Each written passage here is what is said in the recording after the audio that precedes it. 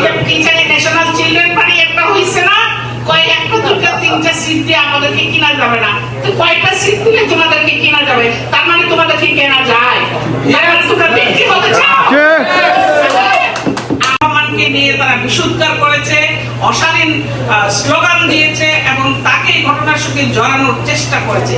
তীব্র ভাষায় এর নিন্দা জানাই, প্রতিবাদ জানাই, পরিষ্কার ভাষায় বলতে চাই, কোন ষড়যন্ত্র করে তারেক রহমানের বিরুদ্ধে বিশুদ্ধার করে বিএনপি কে উড়িয়ে দেওয়া যাবে না। বিএনপির লক্ষ কোটি নেতাকর্মী শুধু বাংলাদেশে থাকে না, সারা বিশ্বে বাংলা ভাষাভাষী মানুষদের মধ্যে বিএনপি সকল দেশে দেশে আছে। কাজে তারেক রহমানকে নিয়ে যদি ষড়যন্ত্র করা হয় আর যদি একটা বাজে কথা বলা হয়,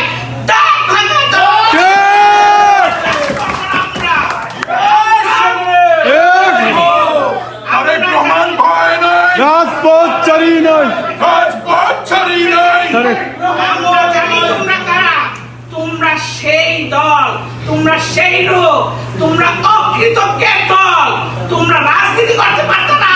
শহীদ জিয়াউর রহমান যদি তোমাদেরকে রাজনীতি করার পারমিশন না দিতেন, সেই মুনাফিকের দল যারা মুক্তিযুদ্ধে বিশ্বাস করো না, যারা দেশের স্বাধীনতার জন্মলগ্নে এই দেশের বিরোধিতা করেছো, তোমরা সেই হটকারী দল।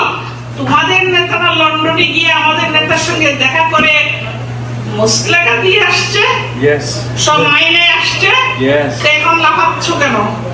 এখন এই মাসুদটা কেন উল্টা পাল্টা স্লোগান দিচ্ছে? মাথা খারাপ হয়ে গেছে? বাংলাদেশের মানুষ বিএনপি কে ভালোবাসে। বাংলাদেশে 100%-এর মধ্যে 51% উপরে নারী সমাজ আছে। সেই নারী সমাজ দেশ নেত্রী বেগম খালেদা জিয়াকে ভালোবাসে, বিএনপিকে ভালোবাসে। তারা সর্বোচ্চ ভোট দেয় ধানের শীষে। সেই জন্য বিএনপি বারবার রাষ্ট্র পরিচালনার দায়িত্ব পেয়েছে এবং সুচারুরূপে সেই দায়িত্ব পালন করেছে। আজকে তোমরা পিয়ার পদ্ধতির গল্প শোনাও, আমাদেরকে সংস্কারের গল্প শোনাও। পরিষ্কার ভাষায় বলে দেয় সংস্কার কত প্রকার ও কি কি, উদাহরণ সহকারে বুঝাইয়ে দিবে। উনি তোমাদেরকে উদাহরণ সহকারে বুঝাইয়ে দিবে সংস্কার কত প্রকার ও কি কি। কাজেই জাতির সামনে একটি পূর্ণাঙ্গ সংস্কার প্রস্তাব আমরা উপস্থাপন করেছি। বাংলাদেশ জাতীয়তাবাদী দল একমাত্র দল যারা এই সংস্কার প্রস্তাব দিয়েছে, কারণ তারা সংস্কারে বিশ্বাস করে।